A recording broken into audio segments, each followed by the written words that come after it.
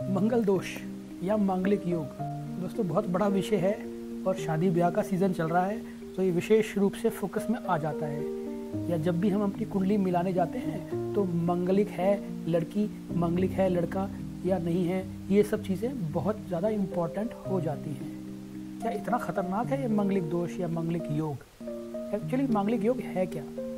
मांगलिक योग दोस्तों, अगर हमारा मंगल मार्स जो कि पहले भाव में स्थित हो जाए, हमारे first house, fourth house, seventh house, eighth house या 12वें भाव या 12th हाउस के अंदर, तो उसको हम मांगलिक योग बोल देते हैं। हमारे साउथ इंडिया की तरफ जो है वहाँ पे अगर मंगल दूसरे भाव में स्थित है उसको भी वो मांगलिक दोष या मांगलिक योग कंसिडर करते हैं। ऐसा क्या है ऐसे मंगल के अंदर जो इतना डरने की ज़रूरत है या मिलाने की ज़रूरत पड़ती है? जबकि मज़े की बात दोस्तों पता है क्या है, जो मांगलिक जो चीज़ें हैं या मंगल से जुड़ी हुई जो चीज़ें हैं वो क्या हैं? सिंदूर, कुमकुम, बिंदी, लाल चूड़ा और लहंगा या किसी भी शादी ब्याह में होने वाले जो कलर है, वस्त्रों का कलर है, डिज़ाइन का कलर है, शुभ की चीज़ें हैं जो है उसको रेड कलर से ही, सबसे इम्पोर्टेंट कलर, सबसे ज़्यादा बिकने वाला लहंगा रेड कलर का, सबसे ज़्यादा बिकने वाली साड़ी लाल कलर की, हर चीज़ दोस्तों जो टीका है वो हमारा लाल है। ये जो लाल रंग है दोस्तों मंगल का ही प्रतीक है, मंगल। तो जब शादी में इतनी सारी चीज़ें हमारी जो रेड कलर की यूज़ करते हैं हम शादी ब्याह में, तो ये मंगल दोष कैसे जनरेट हो जाता है, ये एक सोचने का या डिस्कशन का विषय ज़रूर बनता है। इसी पर दोस्तों आज मैं चर्चा करूँगा वेदांतम टीवी की तरफ से। तो इम्पोर्टेंट बात ये हो जाती है दोस्तों कि जैसा अभी बताया मैंने कि पहला, चौथा, 7वां, 8वां या 12वां भाव का मंगल जो है मांगलिक योग या मांगलिक दोष जनरेट करने की ताकत रखता है।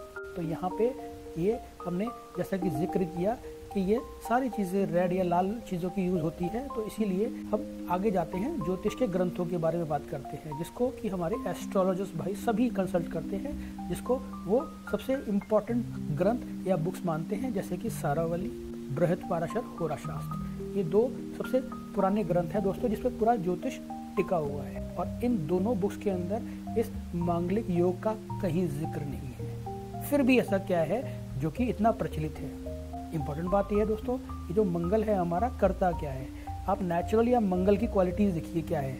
साहस, पराक्रम, वेलर, नेता बनना या लीड करना या इस तरह की चीज़ें। ब्लड, हमारा जो बॉडी के अंदर ब्लड है वो सर्कुलेट होता है, वो भी मंगल का प्रतीक है। वाहन, प्रॉपर्टी, ये सब मंगल के अधीन आते हैं। मंगल अच्छा है तो आप फौजी बन सकते हैं, मंगल अच्छा है तो कोई भी ऐसा काम कर सकते हैं जिसमें कि वेलर, पराक्रम की ज़रूरत हो। तो अगर ये मंगल हमारे इन सब भावों से संबंध बना लेते हैं तो दोस्तों इन सब चीज़ों की अधिकता हो जाती है।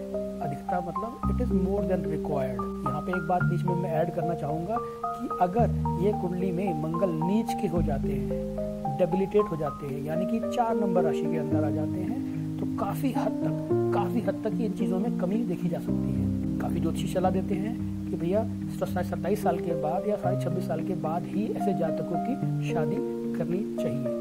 नेचुरली आप देखेंगे जिनकी कुंडली में यहाँ पे मंगल इस तरह से प्लेस्ड है, उनकी शादी होती भी 26 के बाद ही है।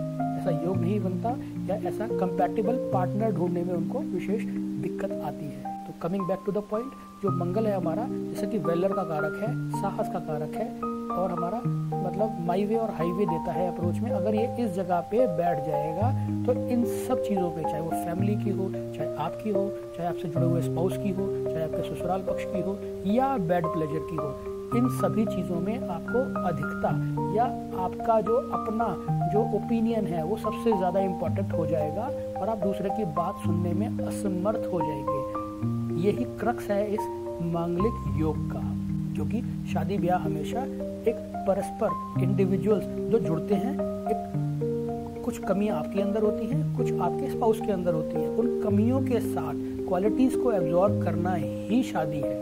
तो इसीलिए यहाँ पे ये अगर मंगल की स्थिति हमारी जो है इस तरह की बनती है कि वो बहुत बली है, बहुत उच्च है या किसी मेलेफिक प्लैनेट की दृष्टि पड़ जाती है तो ये मंगल जरूर खराब प्रभाव देते हैं। और ये मांगलिक दोष दोस्तों एक प्रैक्टिकल एक्सपीरियंस का विषय है, ना कि किसी टेक्स्ट बुक ने रेफर किया है कि आप किस जगह पे मंगल को बोल के आप बोल सकते हैं कि मंगलिक कुंडली है, हम शादी नहीं कर सकते। नहीं है। इसका निवारण क्या है? अगर आपकी कुंडली के अंदर बृहस्पति की दृष्टि अगर इस मंगल पे पड़ जाती है तो ये दोष कैंसिल हो जाता है। या इसी तरह के और बहुत कॉम्बिनेशन बनते हैं दोस्तों। साथ ही साथ सिर्फ D1 या पहला चार्ट देख के मंगल का हम ये डिसाइड नहीं कर सकते कि आप मांगलिक हैं या नहीं। अगर ये स्थिति हमारी चंद्र कुंडली से या मून से भी सेम स्थिति बनती है, एक तो ये स्थिति बनती है, तब हम बोल सकते हैं, या आपके नवांश के अंदर D9 जिसे हम बोलते हैं, अगर उस चार्ट के अंदर भी हमारी मंगल की वही स्थिति बनती है तो हम कंफर्म रूप से बोल सकते हैं कि मांगलिक योग बनता है। लेकिन साथ ही साथ सबसे अच्छी बात इन जातकों में ये होती है कि बहुत ही गो गेटर्स होते हैं, बढ़िया लीडरशिप स्किल्स होती है और डिपेंडेबल होते हैं, बहुत पॉजिटिव होते हैं। तो इस तरह की क्वालिटीज इसमें दिखी जाती है। तो ये दोस्तों योग जो मांगलिक योग है बहुत अच्छी पर्सनैलिटीज़ देता है। और जनरली कोशिश कीजिए कि हमारा जो शादी है वो 27 या 27 प्लस की एज में ही करें, ताकि इसका जो मिनिमलिस्टिक प्रभाव आपकी ज़िंदगी में देखने को मिलेगा। और अदरवाइज जनरल प्रैक्टिस में ये देखा गया है कि ऐसे लोग जनरली मांगलिक लोगों से ही शादी के ब्याह कर पाते हैं, क्योंकि उनकी क्वालिटीज़ लगभग कम ज़्यादा सिमिलर मिल जाती हैं। तो एक काउंटर बैलेंस का काम होता है और ये बहुत अच्छा उनको लाइफ देने का काम भी करता है। तो इसी विषय पे दोस्तों आज इस चर्चा को यही विराम देते हैं, ताकि आगे भी चर्चा की जा सके। और जुड़े रहिए इसीलिए वेदांतम टीवी के साथ। धन्यवाद।